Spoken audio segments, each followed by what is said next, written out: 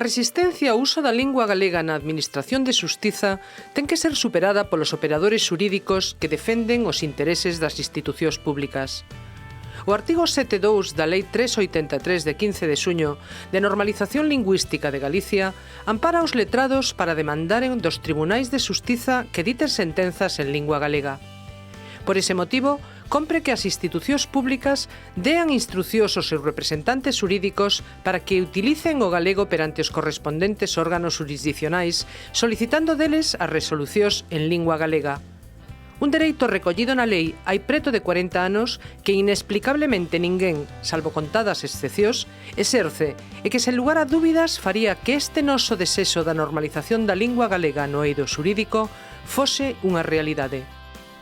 Por iso, desde a Irmandade Xurídica Galega promoveuse a Declaración de Pontevedra, en colaboración coa Deputación Provincial e a Xunta de Galicia, solicitándolles aos concellos unha reafirmación e compromiso na defensa da utilización do galego no ámbito xurídico e administrativo. Velaí a importancia que ten para a galeguización do país esta declaración, porque estamos seguros de que se todos os concellos galegos exixiran ese dereito establecido, a nosa lingua estaría máis presente nos usos xurídicos e procesuais. A deputada provincial de Lingua, dona María Ortega Iñerre, reafirmou a necesidade de apostar e defender a actividade xurídica e administrativa nos concellos, facendo pedagoxía e promovendo un uso real do galego na sociedade. Creemos que hai que facer unha aposta importante, que é necesario defender e promover a actividade xurídica en xeral, pero nomeadamente a actividade xurídica municipal na lingua do noso país. Por este motivo, buscando conrachar esta situación e mover os marcos da lingua, o Goberno provincial demanda a Irmandade Xurídica Galega e da Asociación de Persoal Funcionario para a Normalización Lingüística quere conmemorarose o 50 aniversario daquele histórico congreso Dereito Galego e asinar a chamada Declaración de Pontevedra, un compromiso político dos concellos da provincia para normalizar o uso do galego nos seus actos administrativos e xurídicos.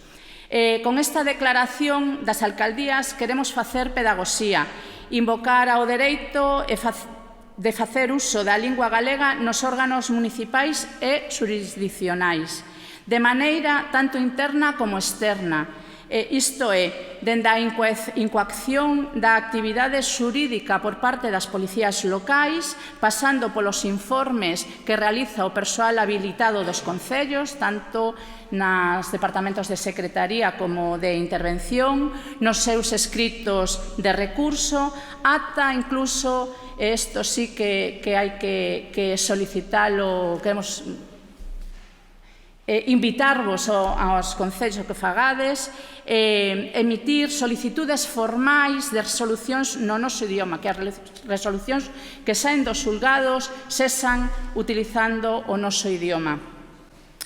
Pretendemos así remediar esas inercias que veñen do pasado e que teñen marxinado o noso idioma no ámbito que nos ocupa.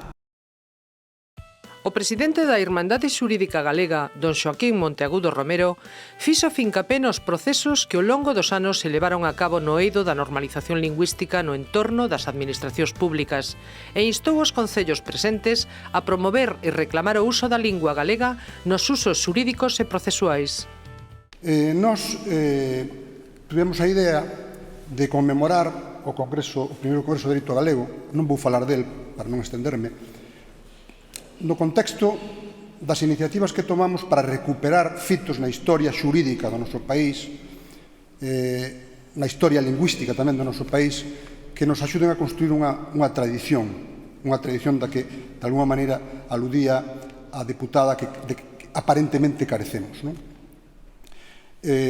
O cumprir o 50 aniversario dese congreso que tuvo lugar en Santiago, en La Coruña, no ano 1972, nos pareceu que era merecido, ademais, para aquelas persoas recordalas e conmemoralas. O que non se podían supoñer naquel momento histórico eran os participantes naquele congreso que no decurso de 10 anos, no decurso dos 10 seguintes anos, prácticamente, ia cambiar, por un lado, a estrutura constitucional do país, por outro lado, a estrutura territorial do país, ca implantación da autonomía de Galicia no ano 81, 9 anos despois, e a implantación da oficialidade do galego co Estatuto da Lei de Normalización Lingüística do ano 83. O sea, nun curto período de 11 anos, houve un cambio radical nas materias que aquí nos interesan. Non? Que pasou despois no resto dos 40 anos que nos separan desas datas?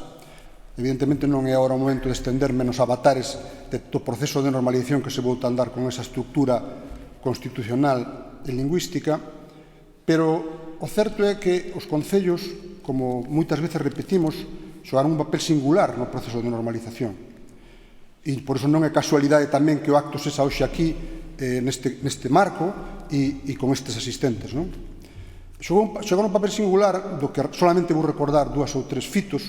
Un foi a Lei de Uso do Galego por parte das corporacións locais, que é unha lei do ano 1988, que foi pioneira porque, de alguma maneira, deu un paso adiante na oficialidade do galego, suprimindo a famosa, o efecto práctico que tuvo foi suprimir a famosa dobre columna. Ata ese momento a oficialidade do galego era de menor de idade, digamos, porque casi todos os textos tiñan que ir a dobre columna. No ano 88, coa lei do Parlamento de Galicia, conseguiuse que no ámbito local eso quedara suprimido. De alguma maneira se deu un paso adiante no galego como lingua oficial, en concreto das corporacións locais. E o seguinte paso foi, corolario deste, a Lei de Administración Local de Galicia do ano 97, se non recordo mal, en que o artigo 7 dá un paso adiante nese terreo e xa non soamente declara o galego como lingua oficial das actuacións internas e externas dos concellos, sino especificamente das actuacións xudiciais dos concellos, que é un pouco o fío que agora quero coller. En fin, isto é, digamos, o que resumo destes períodos, e o certo é que, queridos amigos, ese papel estelar ou singular que xogaron os concellos e as diputacións provinciais de Galicia no proceso de normalización, que se concretou, por un lado, en converter ou conseguir que o galego fose lingua administrativa, que era un dos retos a que nos enfrontamos con todo este cambio xurídico e constitucional. É dicir, o galego evidentemente non tiña tradición, non tiña antecedentes, ou tiña medievais moi lonxanos, de ser unha lingua xurídica e unha lingua administrativa. Pois realmente quen creou a lingua administrativa, ou a maior parte dela no país, foron os concellos, moitas veces por propia iniciativa. E, outro lado, os concellos conseguiron que a lingua gañase prestixio social. E isto é moi importante porque, evidentemente, a xente do común, a xente normal, ao ver que as súas autoridades locais se expresan en galego nos actos oficiais, que emiten en galego as súas resolucións, que toman os acordos en galego, non solamente eso, sino que exixen o galego para acceder ao emprego público, con todos os problemas que eso ten e que agora non vamos a entrar. Con todas esas medidas conseguiuse que o galego gañase prestixio social diante da xente. E isto na liña en que de alguma maneira marcamos este acto, porque, como decía moi ben a deputada de Lingua, hai un curruncho que se resiste un pouco máis, por decirlo de unha maneira amable, e é o conseguir que o galego sea lingua procesual. É dicir, digamos que conseguir a plenitude do galego como lingua oficial, como lingua xurídica, temos que conseguir que sea lingua procesual, é dicir, que nos procesos que se debaten e se resolven nos órganos xudiciais de Galicia, pois sea natural e normal que se use o galego. E aquí, queridos amigos, os concellos e as diputacións tendes un papel primordial, porque non solamente no contencioso administrativo, tamén no ámbito civil, no social, a participación e digamos, o protagonismo dos concellos é moi importante. Unha boa parte dos procesos que se ventilan son parte os concellos e as diputacións de Galicia, e entón o que temos que conseguir é que as asesorías xurídicas internas ou externas, por medio de algún dos instrumentos que mencionou María Ortega, por medio de exixir nos pregos de condicións cando se contratan asesorías externas exixir ou que se utilice o galego como lingua oficial da corporación contratante, etc., pois eu creo que sería un paso adiante moi importante para acadar o obxectivo que todos perseguimos. En definitiva, non estamos tampouco, por outro lado, tan mal como hai anos, porque o que quero dicir con isto, as autoridades presentes, é que a Irmandade Xurídica Galega ten, por decir de nós, somos 300 profesionais do dereito que utilizamos o galego, magistrados, xuíces, letrados da Administración de Xustiza, abogados, etc., fiscais, etc. Entón, quero dicir que non se vai encontrar un ambiente, unha resistencia hostil, un ambiente negativo, unha actitude discriminatoria. Hoxe, prácticamente, iso está desbotado. Non vai pasar iso, polo tanto, non hai ese inconveniente ou ese temor reverencial que se podía ter hai anos sobre esta cuestión. O secretario xeral de Política Lingüística, don Valentín García Gómez, na súa intervención recalcou a necesidade de defender o uso do galego por parte de todos, porque é a lingua de proximidade nas entidades locais e porque é necesario que a sociedade a perciba con normalidade tamén no ámbito xurídico e administrativo. En primeiro lugar, agradecer a hospitalidade deste fermosísimo Pazo Provincial que unha vez máis volve a ser o centro de dinamización, neste caso dunha actividade de lingua que máis directamente nos compete. O que estamos aquí é para conmemorar, en primeiro lugar, ese 50 aniversario. Son 50 anos, son moitos anos, pasaron, como acaba de dicirse aquí en Monteagudo, moitísimas cousas, a imensa maioría moi boas, pero faltan algunhas outras por facer. No ámbito da lingua, a administración local, dos que recordamos o proceso de normalización lingüística máis ou menos desde os seus alicerces, dos seus principios, hai que dicir que a administración local foi unha das administracións que mesmo nos sorprendeu pola rapidez coas que os concellos asumiron con total normalidade e naturalidade a lingua galega como lingua de funcionamento. A administración no seu conxunto, pero a administración local, tanto falemos de concellos grandes, medianos, como máis pequenos, colleron a lingua galega como unha lingua de proximidade, de relación coa veciñanza, unha lingua que hoxe prácticamente ao 100% está sendo utilizada por todas as corporacións municipais, como digo, con total normalidade. Outra cousa é o ámbito da xustiza, apuntaba aquí xa María na primeira das intervencións, agora xa aquí en Monteagudo, entrando un pouco máis ao concreto. A xustiza seguramente é a asignatura pendente máis grande que temos, os que nos dedicamos a promover a lingua de Galicia, e máis aínda dentro da administración autonómica, como máxima responsable do proceso de normalizador. No ámbito da xustiza sabemos que non é fácil inducir cambios, e aquí estades moitos operadores xurídicos que sabedes que é unha administración que ten certas características que sería moi prolixo repetir aquí, pero que nunca é fácil modificar, máis aínda cando estamos falando de algo tan sensible e algo tan trascendental en todo o sistema procesual como é un idioma, como é a súa lingua. Aínda así, fixéronse pasos moi importantes, moi grandes avances, e no ámbito da administración tamén, o mellor incluso, eu atreveríame a dicir, no que máis, porque cada vez son máis as administracións que ven polos seus gabinetes xurídicos, como xa se dixo aquí, tanto internos como externos, pois están utilizando o galego no ámbito xurídico. Eu creo que hoxe en día a inmensa maioría dos profesionais da xustiza, dos operadores e operadores xurídicos, teñen a competencia, teñen a destreza para poder seguir todo un sistema procesual en galego. Tamén nos xulgados de Galicia, evidentemente, sabemos que nos faltan cousas, ferramentas informáticas, digitalización do novo sistema, do sistema Senda, a famosa habilitación do programa Minerva para que poida procesar os documentos en galego, pero pouco a pouco seguramente son atrancos que imos seguir, que imos conseguir coa tecnoloxización, repito, do ámbito judicial que imos poder superar. O galego é cousa de todas e de todos, do usuario ou do justiciable que de forma individual acude a un xulgado ou a un rexistro civil ou a calquera outro ámbito da xudicatura, e tamén das administracións que teñen un peso específico, como se acaba de dicir aquí, moi importante, máis aínda cando falamos da administración local. A presidenta da Deputación Provincial, dona Carmela Silva Rego, agradeceu a presenza de todos os representantes dos concellos da provincia e insistiu na necesidade de defender a lingua galega porque é o cerne do pobo galego. Parece un acto imprescindible. Creo que é imprescindible falar da nosa lingua, da situación da nosa lingua, falar da obriga que temos todas e todos de usar a lingua que sí é o armazón deste país.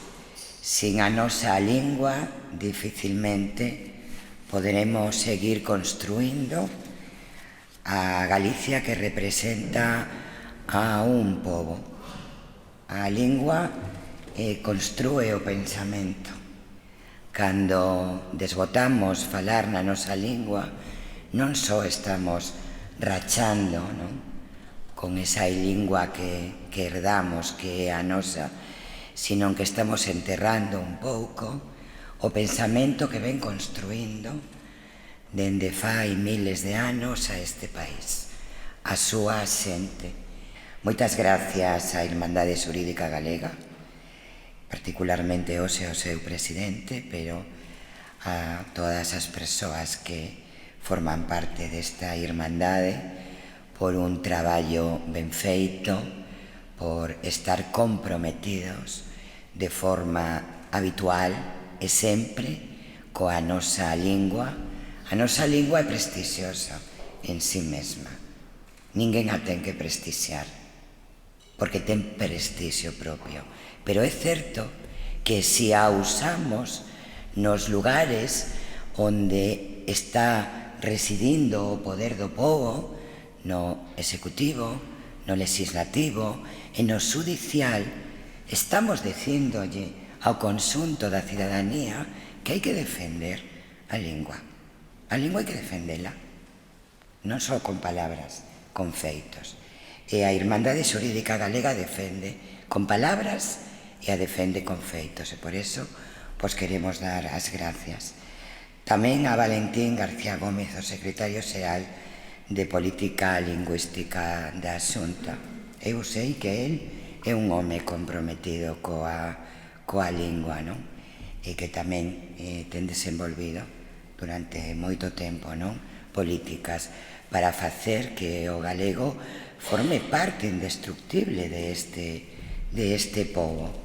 E a todas e a todos os representantes da xudicatura que hoxe estades aquí, non? Tedes voz, tedes rostro, a xente vos recoñece cando falades e usades o noso idioma, pois estades facendo un xesto que é imprescindible, non? Así que moitas gracias, moi particularmente aos alcaldes e alcaldesas, concelleiras e concelleres que estades aquí. Xa sabedes que eu sou unha defensora ultranza do mundo local. Creo que somos a administración máis próxima á realidade, a que máis compromiso real de cada día ten con todo aquilo que afecta á cidadanía, e a lingua afecta moi directamente a vida da cidadanía, e certamente, tanto como comentaba María, como comentaba Xoaquín Monteagudo, como Valentín García, sempre somos os máis innovadores, os que poñemos en marcha dunha forma máis real todo aquilo que mellora a vida da xente. E defender a lingua mellora a vida da xente. Este pobo non será pobo se deixamos de usar a lingua. E os últimos datos pois teñen que alertarnos a todas e a todos. Non podemos quedar de brazos cruzados como se fora unha noticia máis ou uns datos máis, non? Son situacións moi relevantes que debemos loitar para modificar e cambiar, e este acto é unha proba de que estamos dispostas a seguir traballando pola lingua galega. A magistrada dona Paz Filgueira Paz destacou na súa intervención a necesidade de defender a lingua materna como vehículo necesario para que o galego perviva nas próximas xeracións, suliñando que a lingua é fundamental na defensa do eido productivo como forma de defender un territorio común cunha realidade propia. Normativamente, da igual que sea a Lei 3/83, que a Lei 5/88 sobre normalización e sobre o uso da lingua galega, tanto escrita como oral, especialmente para as corporacións locais, debe ser necesariamente posto de releve de novo. Pasaron moitísimos anos, pero quedan moitos flecos por andar. Teño que destacar que, ademais do que no Estatuto de Autonomía, a nosa Constitución, tamén o Reglamento Europeo de Linguas Regionais, xa do ano 92, ten un firme compromiso cas linguas regionais a nivel europeo. Non en vano, a UNESCO realiza unha impresionante e moi boa calificación establecendo que na Europa dos 28 se calcula, aunque é moi difícil, que aproximadamente entre 48 millóns e 50 millóns de persoas usemos habitualmente unha lengua regional. É dicir, 48-50 millóns de persoas aproximadamente, tendo a entender que moitos non se contabilizan, non pode ser ni moito menos unha lengua minoritaria. 50 millóns de persoas é unha cantidad suficientemente significativa para que se me permita calificar a situación como unha lingua, en todo caso, minorizada, pero nunca minoritaria. Por eso, en este eido dos concellos, das corporacións locais que neste momento nos acompañan e todas as que non puderon ou que non quixeran acompañarnos, pero que a las cales nos diriximos, existe, conforme a UNESCO, un informe interesante que espero que realmente se cumpra. No último asegura que o galego dentro da Europa dos 28 é unha lengua regional que ao momento actual non está en perigo de desaparecer. E sinala que un dos grandes factores que pode evidenciar ou pode levar consigo esta desaparición, entre múltiples outros, é precisamente a fuga de habitantes do rural ás urbes. Se perde ese lingua materna que basicamente estuvo entroncada no rural, que vai aumentando e engrosando as cifras das urbes. E iso pon en peligro, e así concluye a UNESCO, que evidentemente se continúe en todas as próximas xeracións, que temos que velar porque se non aconteza, que realmente non se continúe na fala, na utilización en escrito, en oral, da lingua galega. Por iso, o compromiso das corporacións locais tamén é dobre, é un compromiso moi dinámico.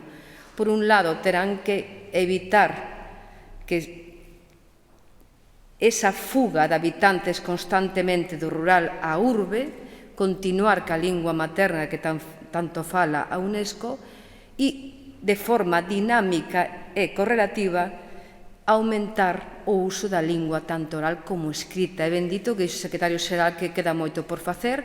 Hai que dinamizar as bases de datos, hai que dinamizar tamén o uso dos documentos en galego, fomentar o uso do mesmo de forma absolutamente dinámica e activa e indicar e sinalar que a lingua, máis alá do ámbito normativo, que tamén temos que fomentalo, e un dos elementos máis importantes é o uso tamén documental.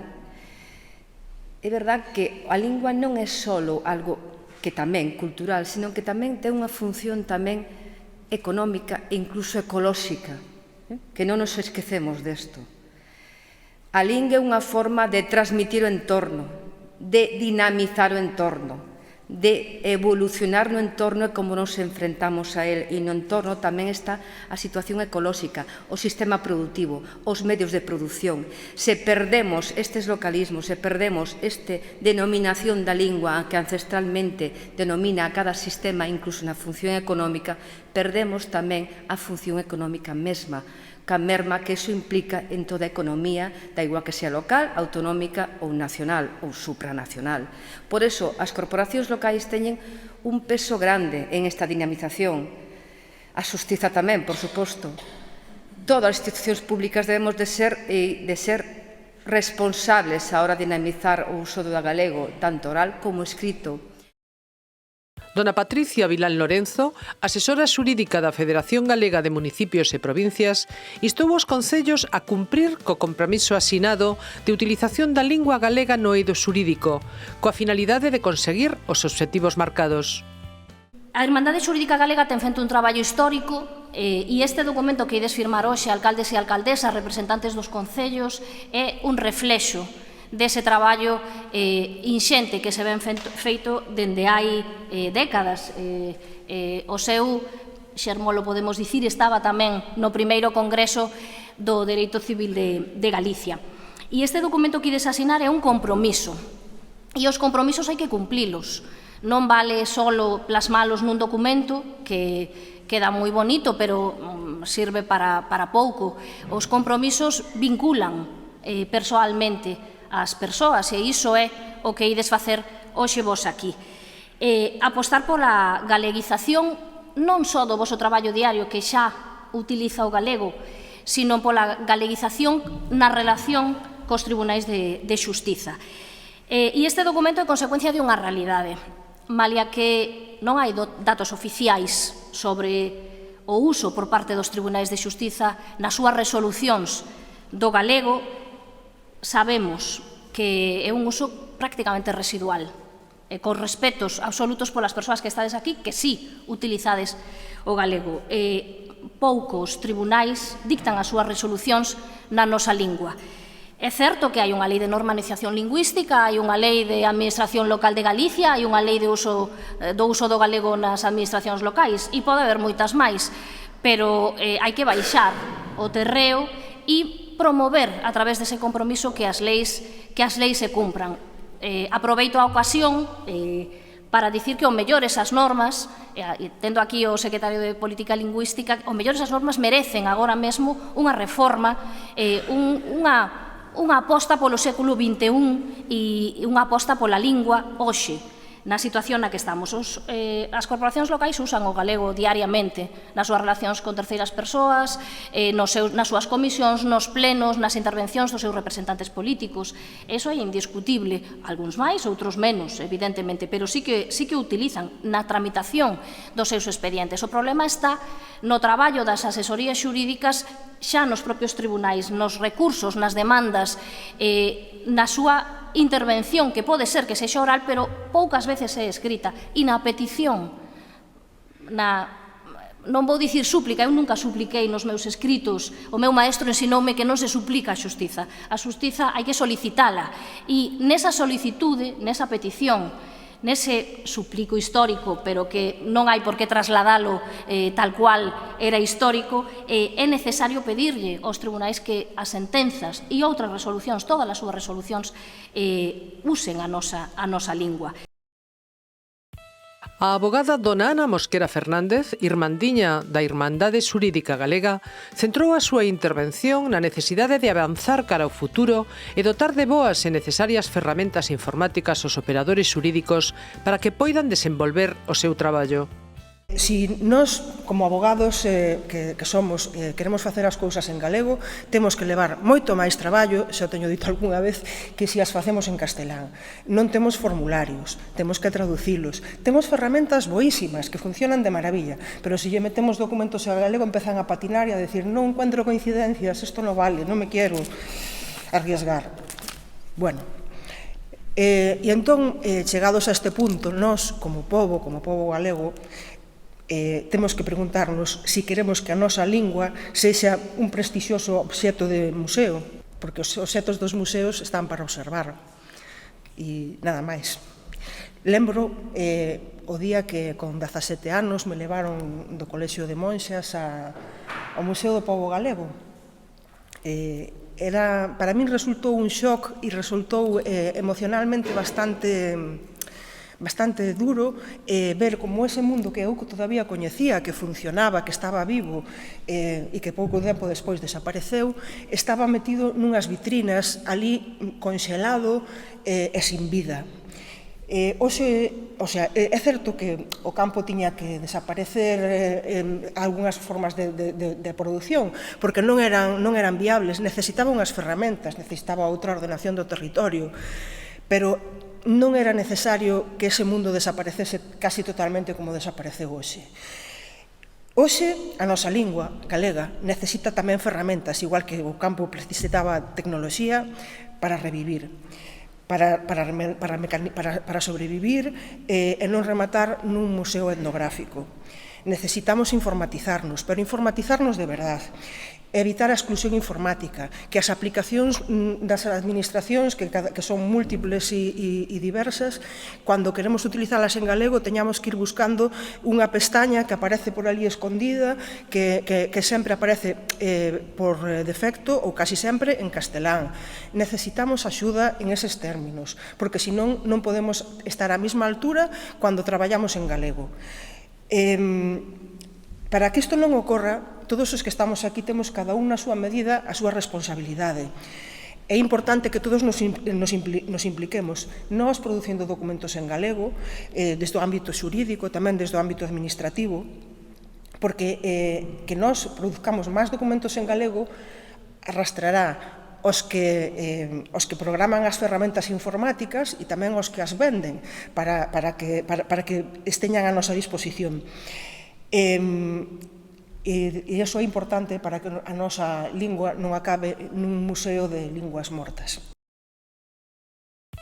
O abogado don Xavier Munaiz Alonso, xefe da Asesoría Xurídica do Concello de Pontevedra, nunha intervención moi acaída alentou a todos, concellos, abogados, magistrados e cidadanía, a utilizar a lingua galega en todos os ámbitos e concretamente nos usos xurídicos e administrativos, porque é a única maneira de que o galego teña un futuro certo.